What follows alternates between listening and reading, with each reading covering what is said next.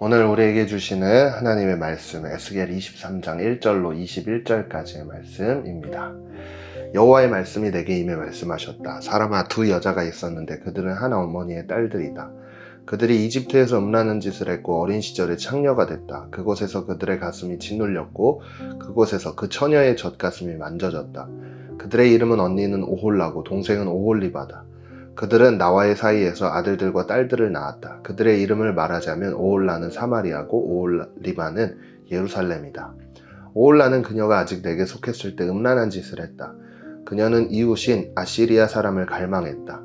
그들은 자주색 옷을 입은 통치자들과 지도자들로서 모두 잘생긴 젊은이들이었으며 말을 타는 기마병들이었다. 그녀는 아시리아 사람들 가운데 모든 잘생긴 사람들과 음란한 짓을 했고 또 자기가 갈망하던 모든 사람들의 우상들로 자신을 더럽혔다. 그녀는 이집트에서부터의 음란한 짓을 버리지 않았다. 그녀의 어린 시절 그들이 그녀와 함께 드러눕고 그녀의 처녀 젖가슴을 만졌다. 그리고 그녀 위에 그들의 정욕을 쏟아부었다. 그러므로 내가 그녀를 그녀의 애인들의 손에, 그녀가 갈망하는 아시리아 사람들 손에 넘겨주었다. 그들은 그녀를 벌거벗겼고 그녀의 아들들과 딸들을 데리고 갔으며 그녀를 칼로 죽였다. 그녀는 여자들 사이에서 웃음거리가 됐다. 그들이 그녀를 심판한 것이다. 그녀의 동생 오홀리바는 이것을 보았다. 그러나 그녀는 언니보다 더 타락했으며 그녀의 음란한 짓은 자기 언니의 음란한 짓보다 더했다. 그녀는 이웃인 아시리아 사람들을 갈망했는데 그들은 통치자들과 지도자들로서 화려한 옷을 입은 용사들이었고 말을 타는 기마병들이었고 모두 잘생긴 젊은이들이었다. 내가 그녀 또한 자신을 더럽힌 것을 보았다. 그들 둘 다 똑같은 길을 간 것이다. 그러나 그녀는 음란한 짓을 더해갔다. 그녀는 벽에 새겨진 남자들의 모습, 곧 붉은색으로 새겨진 바벨론 사람들의 모습을 보았다. 허리에는 띠를 두르고 머리에는 길게 늘어뜨린 띠를 한 모습이 모두 갈대아 태생인 바벨론 장교들처럼 보였다. 그녀는 그들을 보자마자 그들에게 정욕을 품어 갈대아의 사람을 보냈다. 그러자 바벨론 사람들은 그녀에게로 와서 애정행위를 하는 침대로 들어가 그들의 음란함으로 그녀를 더럽혔다. 그녀는 그들로 인해 더러워진 뒤 그들과 사이가 멀어졌다. 그녀는 음란한 짓을 드러내놓고 하며 알몸을 드러내 보였다. 그래서 내가 그녀의 언니와 사이가 멀어지게 된 것처럼 그녀와도 사이가 멀어지게 됐다. 그럼에도 그녀는 이집트 땅에서 음란한 짓을 하던 어린 시절을 회상하면서 음란한 짓을 더했다. 몸은 나귀와 같고 정욕은 말과 같은 애인들을 그녀는 갈망했다. 이집트 사람들이 내 어린 젖가슴을 어루만졌던 어린 시절의 음란함을 내가 그리워했다. 아멘. 오늘 말씀은 사실 조금 어려운 이야기예요. 그런데 하나님께서 오늘 이 말씀을 통해 우리에게 꼭 하시고자 하는 말씀이 분명히 있기 때문에 전도사님이 이 말씀을 조금 쉽게 한번 풀어서 잘 설명을 해보겠습니다. 오늘 말씀 속에서 두 사람의 이름이 나오는 것을 볼 수 있는데요. 바로 오홀라와 오홀리바라는 사람들이죠. 그런데 이 두 사람은 실제 사람은 아니에요.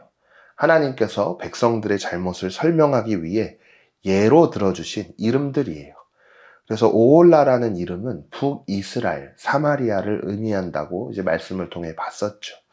그런데 이 이름 안에, 오홀라라는 이 이름 안에 담겨진 뜻이 있는데요. 그게 뭐냐면 하나님과 함께하지 않고 자기 마음대로 살았던 사람들, 이걸 의미하고 있어요. 근데 이제 북이스라엘이라는 나라가 어떤 상태였는지 우리는 이 이름을 통해 알 수 있는데요. 하나님을 섬겨야 할 하나님의 백성들이 하나님이 아닌 우상들을 숭배했던 모습들을 하나님은 이 오홀라라는 이름을 통해 이야기하고 계신 거예요. 이제 두 번째로 오홀리바라는 사람이 등장하죠. 이 사람은 남유다를 가리켰는데요. 이 이름에 담겨진 의미 또한 담겨져 있어요. 하나님과 함께하지 않고 자기 마음대로 살았던 사람을 이제 의미를 한다고 하는데, 남유다에는 예루살렘이라는 성전이 있었다는 것을 우리는 알고 있죠.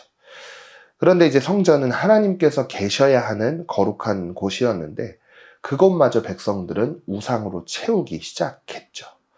그래서 이 이름을 통해 하나님이 계셔야 할 거룩한 성전까지 죄로 채워버린 백성들의 모습을 분명하게 이야기하고 있는 것이죠. 결국 이 죄로 인해 북이스라엘도 남유다도 모두 하나님의 심판을 받아 멸망을 하게 되었습니다. 그걸 오늘 말씀 속에서 찾아볼 수 있는데요. 오늘 말씀 12절과 14절에서 이렇게 이야기합니다. 그녀는 이웃인 아시리아 사람을 갈망했는데 그들은 통치자들과 지도자들로서 화려한 옷을 입은 용사들이었고 말을 타는 기마병들이었고 모두 잘생긴 젊은이들이었다. 14절에 그러나 그녀는 음란한 짓을 더해갔다. 그녀는 벽에 새겨진 남자들의 모습 곧 붉은색으로 새겨진 바벨론 사람들의 모습을 보았다.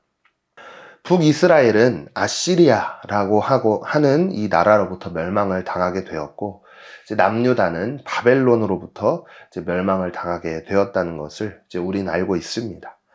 하나님을 온전히 섬겨야 할 하나님의 백성들이 하나님이 아닌 다른 우상들을 섬기기 시작하면서부터 좋지 못한 결과를 향해 나아가게 됐죠.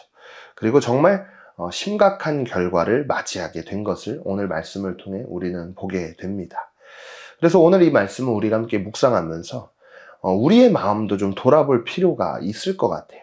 하나님의 자녀로서 하나님이 계셔야 할 우리의 마음이 하나님이 아닌 다른 것들로 채워지지는 않았나? 게임이 하나님보다 더 좋아질 때, 유튜브 보는 것이 더 즐거울 때, 친구들과 노는 게 예배드리는 것보다 더 소중하다고 느낄 때, 이런 마음이 생겼다는 것, 결국 오늘 말씀처럼 오홀라와 오홀리바처럼 하나님보다 다른 것을 더 사랑하는 모습이라는 거예요. 그래서 오늘 말씀을 통해 하나님께서 과연 우리 마음의 첫 번째 자리에 있는지 우리가 점검을 해봤으면 좋겠는데요. 혹시 만약에 내 마음속에 첫 번째가 하나님이 아니라면 오늘 우리가 하나님 앞에 회개하며 다시금 하나님이 나의 우선순위가 될 수 있는 그 마음을 달라고 하나님 앞에 기도하며 하루를 시작해보면 어떨까요? 그래서 우리 다니엘 소년부는 하나님이 제일 우선으로 하나님을 사랑하는 모두가 되시기를 간절히 소망합니다. 자, 첫 번째, 세상에는 나를 만족시켜 줄 것 같지만 결국 해답이 아닌 것들이 많이 있습니다. 세상의 여러 유혹들 속에서 내 마음은 어디를 향해야 할까요?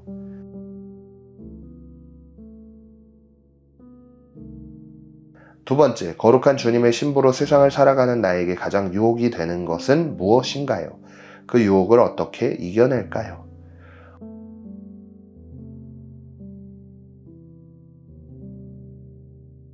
오늘도 말씀을 기억하며 함께 기도하겠습니다. 하나님, 오늘 말씀을 통해 오홀라와 오홀리바처럼 하나님보다 다른 것을 더 사랑하면 안 된다는 것을 배웠습니다. 저의 마음속에 가장 첫 자리를 항상 하나님 앞에 드릴 수 있는 제가 되도록 제 마음을 붙잡아 주세요. 예수님의 이름으로 기도드립니다. 아멘.